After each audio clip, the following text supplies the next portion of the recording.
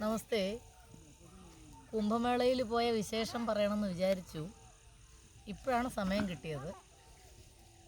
ഒരു ഏകദേശം 10-15 ദിവസത്തിന് മുമ്പ് കണ്ണൂർ എയർപോർട്ടിലെത്തി അവിടുന്ന് വാരണാസിക്ക് ആദ്യം ഒരിടത്ത് ഇറങ്ങി, പിന്നെ അവിടുന്ന് വാരണാസിക്ക് പോയി. വാരണാസിയിൽ നിന്ന് ഒരു ടാക്സി പിടിച്ച് കുംഭമേള നടക്കുന്ന പ്രയാഗ്രാജിലെത്തി. പുറപ്പെടുമ്പോൾ മനസ്സിൽ വിചാരിച്ചത് ടാക്സിയിലൊക്കെ അങ്ങ് പോയാൽ അങ്ങ് വരെ എത്തുന്നതാണ്. എത്തിയപ്പോഴാണ് മനസ്സിലായത് അങ്ങ് വരെ പോവില്ല, എവിടെ വരെ പോകുന്നോ അവിടെ വരെ മാത്രമേ പോകാൻ കഴിയൂ എന്ന് മനസ്സിലായത്. അങ്ങനെ ഒരു സ്ഥലത്ത് ഇറങ്ങി പിന്നെ വണ്ടി പോയില്ല പറഞ്ഞു. ഒരു സാധാരണ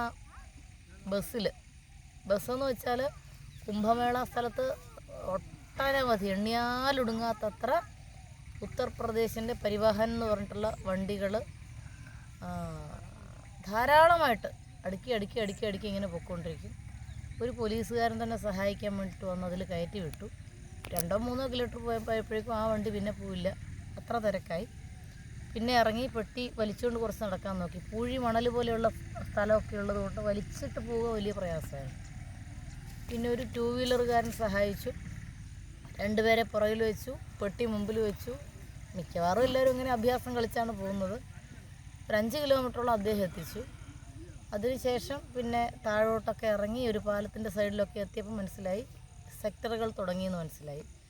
സെക്ടർ 19 മറ്റോ എത്തി. ഓരോ സെക്ടറും തമ്മിൽ ചുരുങ്ങിയത് 1, 2, 3 കിലോമീറ്ററൊക്കെ ദൂരമാണെന്ന് അപ്പോഴാണ് മനസ്സിലായത്. പിന്നെ ആ മണലിലൂടെ പെട്ടിയൊക്കെ വലിച്ചുകൊണ്ട് പോകുമ്പോൾ വിചാരിച്ചു, കുംഭമേളയ്ക്ക് പോകുന്നവരാരും പെട്ടി എടുത്തിട്ട് പോകരുത് എന്നുള്ള കാര്യം മനസ്സിൽ ഓർത്തു. അങ്ങനെ നടന്ന് വീണ്ടും ഒരു 2 വീലറുകാരൻ്റെ സഹായമൊക്കെ തേടി നമ്മൾക്ക് വേണ്ടി തയ്യാറാക്കിയിരിക്കുന്ന സ്ഥലം, അത് ചിന്മയ ബാപ്പുജിയുടെ ആശ്രമമായിരുന്നു. വളരെ വളരെ മികച്ച സൗകര്യങ്ങളുള്ള ഒരു ആശ്രമം. ബാബുജി എന്നാണ് പറയുന്നത്. അദ്ദേഹത്തിൻ്റെ ആശ്രമത്തിൽ എത്തിച്ചേർന്നു.